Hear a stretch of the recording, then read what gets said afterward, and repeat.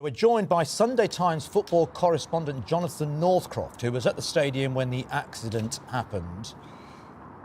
Jonathan, thanks for joining us. Where were you exactly at that point? Yeah, I was with most of the other journalists in the press room. The press conference for the managers had just finished. We were all composing our rewrites and our news pieces. And the first we heard of it was when texts and phone calls started coming through from our photographers, actually. The press car park is about 200 yards away from the crash site. Most of the photographers were sort of packing their equipment up, and quite a few of them witnessed what happened. So the text came through that the helicopter had come down, and it felt very sort of surreal. He was such an incredible figure in that club, wasn't he? The fact that he put so much money into it, was so integrated with the players, really close to them, then pulled off this absolutely extraordinary feat and achieved a dream that no one thought possible. I mean, you know, they've lost a hero, they've lost a friend, they've lost their, financial backer. The impact of this on the players and the fans, it's hard to describe. It is. I mean, this runs very, very deep throughout the whole city and the whole football club. As you say, I think the closeness that Vichai had to the players is one of the things that was different about him as a chairman. He described Leicester City as his sort of family, and I think he tried to embody that in the way he was chairman. It's a bit different to the relationship at other clubs, I think, between owners and chairman, which is a bit more remote. I mean, he was in the dressing room before games. He really was part of everything that happened here, and the father of the success that they achieved in 2015-16. And I'm not at all surprised that the club feel they can't play the match tomorrow that was supposed to take place in the League Cup. I think it's going to be very hard for them to get back to normal business. And also in the community as well, Jonathan. I mean, he was known to have donated quite a considerable amount of his own money, £2 million to the local hospital. He really was a Leicester man. And the thing that we sometimes don't realise about Leicester, if you're a football fan particularly, is that Leicester is a one-club city. So, everyone, I suppose, is affected by this and has got behind the club at this point in time. Yeah, I mean, I myself live in Leicester. I moved here 3 years ago. It's, it's not a very demonstrative city. It's quite a low-key place, and the outpouring of grief that we see here is quite unusual and really speaks to how important he was to the community. As you say, he gave to the hospital, he gave to the university. He was a figure beyond the football club. He was a figure that really meant something to people. He came in from the outside and embraced the city. It's a small place, Leicester. I think everybody knows people that was at the game. I was at a children's party yesterday. It was what the mums were talking about. I was at the supermarket. It's what people were talking about in the checkouts. It's going to be felt everywhere. And somebody that was, even if you weren't a football fan in this city, I think you'll feel a sense of loss today.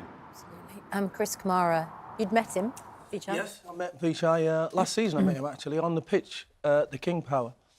And I remember chatting to him and saying, I didn't believe for 1 minute when he said he came in 3 to 5 years we'll win the Premier League. I mean, that's impossible, certainly with Leicester City Football Club. But he did it. And you talk about him being a generous man. I mean, he was amazing. Players have contracts where you get bonuses and incentives and everything. He went and bought every single player a BMW after they won the Premier League title. Very generous man. And to have that belief, quite apart from the money's hugely important, but to have that belief and confidence and ambition. That's what you thought. It was a pipe dream. It's a pipe dream. How can Leicester win the Premier League? But they did it. And that man is the reason why. And we mustn't forget, of course, and we don't, there were 5 people on board. Yeah, that absolutely. helicopter. Well, when Jeff Peters of TalkSport tweeted the video of the flames on Saturday night, and you saw that and you thought, please God, everybody be okay. But when you think back and you see and you heard the noise, as you did from the TalkSport boys, the BT boys, you think, oh my God, it's so sad. And the whole of football is in mourning. That is the one thing about it. This fella was a very likeable man. The players loved him. Jonathan mentioned there, he was different to other chairmen.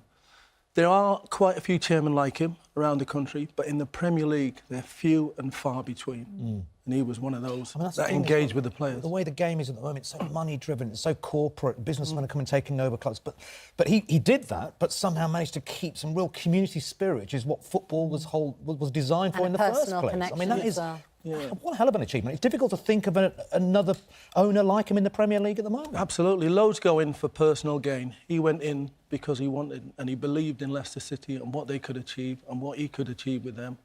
And he embraced the community. And to give £2 million to charity is something else. I know it's very early days, you know, emotions are still very high, but football has this very brilliant way of bringing people together in moments like this. We know what tragedies that happened in the past in the game. This could be a moment for Leicester. It could get, you know, what could be the legacy left for Vichai, and where do you think Leicester Football Club goes now? Well, at the moment in time, I think that's the last thing on their minds. The one thing, like I said before, is it will live forever. It's just coming to terms with it at this moment in time. The whole footballing world, how do you move on from here? What's it going to be like for Leicester the next time they play? They've already cancelled the next game. Right. Some of the players who knew him really, really well, will they be in the right state of mind to play? You've got all those things to contend with before you can even think about the future. So there's lots of thinking to be done. I just wonder if you know how Glenn Hoddle's doing in the meantime. Well, I haven't heard any reports apart from what I've read, but nothing personal. But he was playing head tennis. I mean, you know, Glenn loved his football. You know, one of the most talented and gifted footballers that England have ever had. The only player that I can think comes close to him was Paul Gascoigne. That's how gifted Glenn was, because he could see things that players could only dream of with a football. And so when you hear that on Saturday, cry. Oh my God, you know, come on, pull through. And like you said, he's going to be fine, which is great. But what a sad weekend for football. Terrible weekend.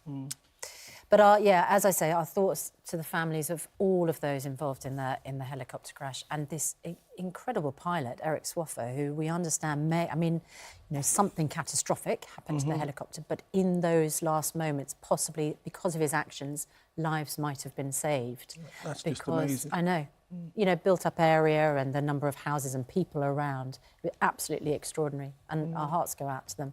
And, you know, separately, good luck to Glenn Hoddle in your recovery.